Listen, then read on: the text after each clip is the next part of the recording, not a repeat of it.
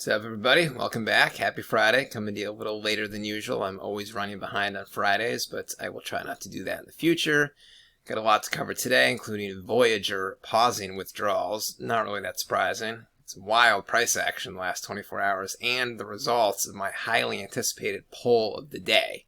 So don't forget to hit the like and subscribe button. Follow me on Twitter, @BenCryptoShow, and let's begin. So start poll today. So again, these things are just fun. You know, it's a bear market. There's not that much content out there. You gotta come up with some just funny stuff like this. So anyways, this might be a regular one. Just are they or are they not hooking up? Just being facetious here. But I see a lot of beefs in crypto. Just two people of all possible genders or unknown genders just beefing with each other. It seems very personal. Sometimes so personal. It's like, were they or were they not hooking up? Today, it's featuring Michael Saylor and Crypto Whale. These two have been beefing as long as I have been on Twitter. Very personal, as evidenced by this tweet here. Crypto Whale put up about Michael Saylor a week ago. Michael Saylor is the worst investor in the world. He lost more money than anyone on Earth during the dot-com bubble, Great Recession, now Bitcoin bubble. He's a degenerate gambler, blah. So, you know, obviously there's something personal behind there. There's some backstory we don't know.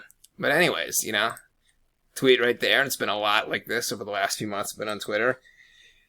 I ask you, were Michael Saylor and Crypto Whale ever hooking up? Yes, no, not sure, but quite possibly. Or is Crypto Whale a male or female? I have absolutely no idea myself. No idea. The logo of his or her page looks kind of girly.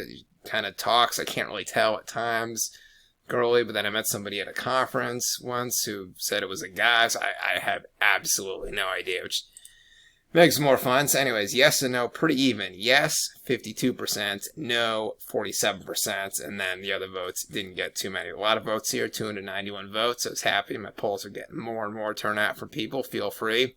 I do a poll around every day, and I'll be doing this, were they and were they not hooking up, about once a week, with featuring new people every week. But yeah, everyone seemed to kind of take this sort of in jest. It's fun. I even got the follow from Crypto Whale. It's my biggest follow yet. 500,000 followers. And they're following me now. My Twitter page, it's going places. Let's get on to the price action. Red, green, kind of up and down. So here's the 2-day, 48-hour price action. So really indecisive. This is kind of like what we thought pre-holiday weekend. The prices never really move on the holiday, but the day before, and especially going into a weekend, that's variability. So it was flat until about 2 days ago, then went down, but this doesn't really look like liquidation. This kind of looks like sort of just decisive selling here, and then some immediate buys, big buys, about 12 hours ago. So this wasn't liquidation happens when the prices go in the same direction. So when they start going down and then they go down immediately in like a big steep fall because the longs are getting liquidated in that case.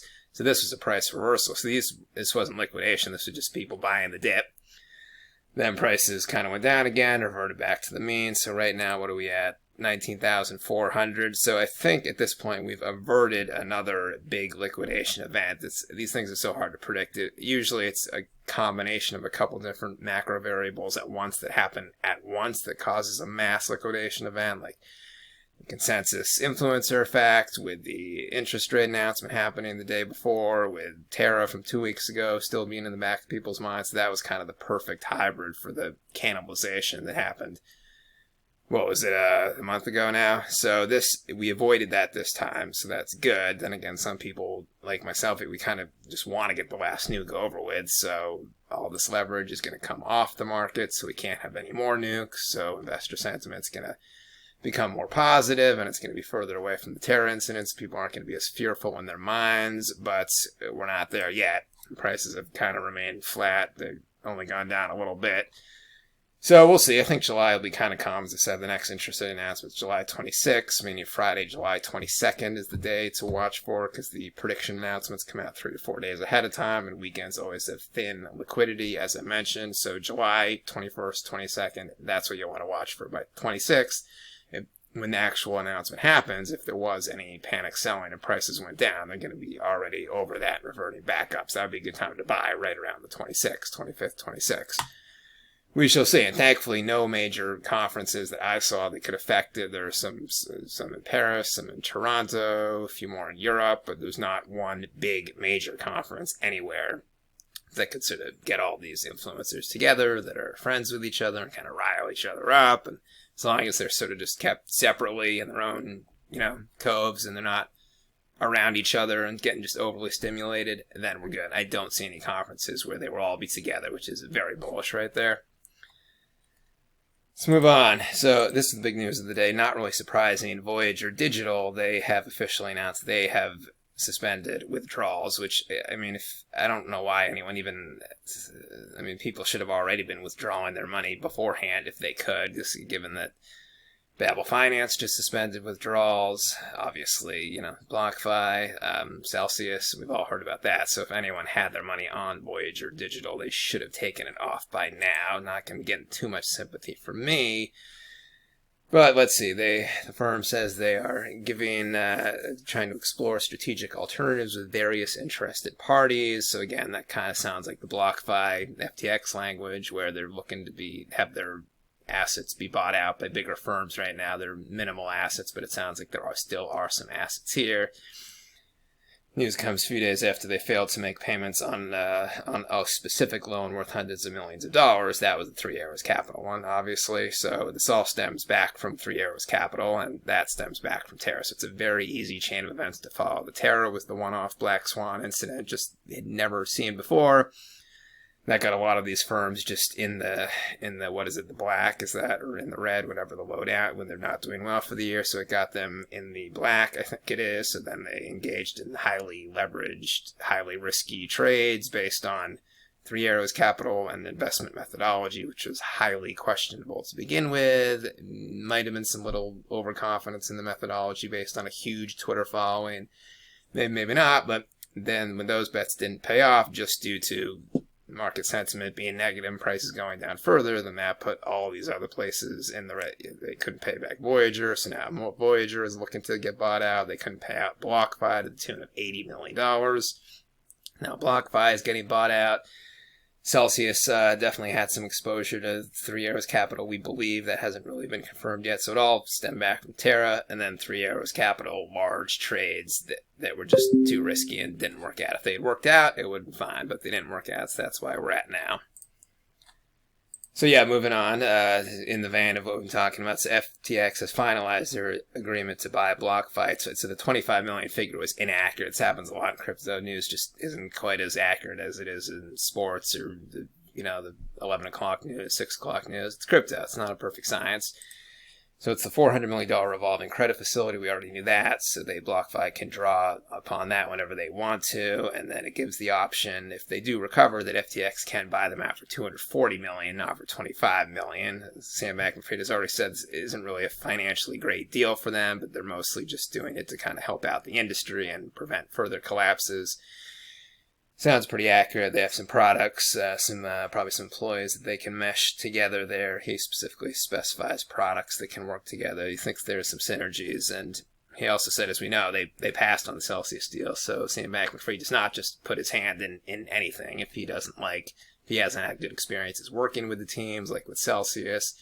He said they didn't return his emails or were high maintenance, difficult clients to work with just when they were trading on FTX. Then they passed on that. It also appears that Celsius's assets were even less than predicted, so they're in an even worse state than BlockFi and Voyager Digital are, which we kind of expected. So that's that. Coinbase, so they've changed their listing. So they're going back to just the regular one-off announcement listings. When a coin is going to be listed on Coinbase, they just make the announcement, we're listing this coin, just the simple way that all the other exchanges do it. They're not doing their four-tiered listing process where they announce a token is being considered, and then it's being moved to their second phase, whatever that's called, and the third phase, and then finally listed. It was good moves. It was kind of just a little too confusing, too much. They did it to avoid any potential problems for insider trading, because now with a one-off announcement, it always provides more of a price pump no matter what the exchange is. But with a four-tiered announcement, it doesn't really provide a price pump. So that's what they were trying to do. But I think it was just too much work, too confusing. I think that's good news. Just going back to the regular, a one-off announcement.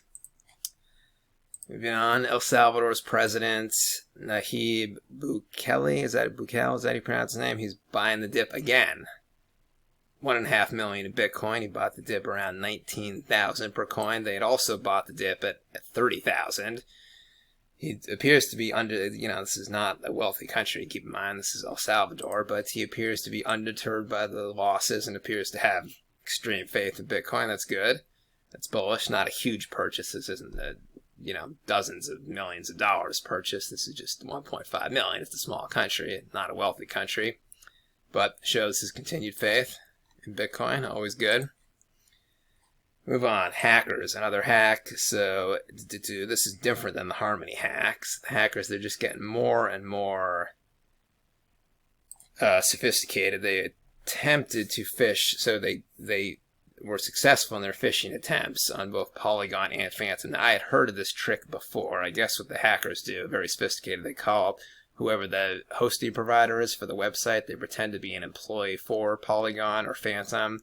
They'll even go so far as giving fake credentials, like fake IDs or whatever, to prove that they are the employee that they're saying, and then they trick the customer service representative from the hosting company to transfer over the hosting address to then this other host that the hackers control. So it's basically the same website and all the same functionalities. It's just on a different server that the hackers control, meaning if you're Polygon or Fantom, if you're using the network and sending coins to their website, which happens a lot with these big websites, then, your coins got phished. They went straight to the hacker, even though the website looked the same on every level. Polygon and Fantom figured out what had happened 6 hours in. I've heard it being worse. Sometimes it'll take a full 4 or 5 days before they realize what's going on. This was rectified after 6 hours. I'm not sure how many people lost their coins due to the phishing attempt. There had to have been some, but I think the problems were minimized as much as it possibly could have been. There wasn't really any Polygon or Fantom. It was the customer service representative's fault. Basically just got tricked, it sounds like. So at least they kept the damage to a minimum. Different today. I'll be back on Monday with a new episode. No episodes Saturday and Sunday as usual. Don't forget to follow me on Twitter @BenCryptoShow. Ben Crypto signing out. Later.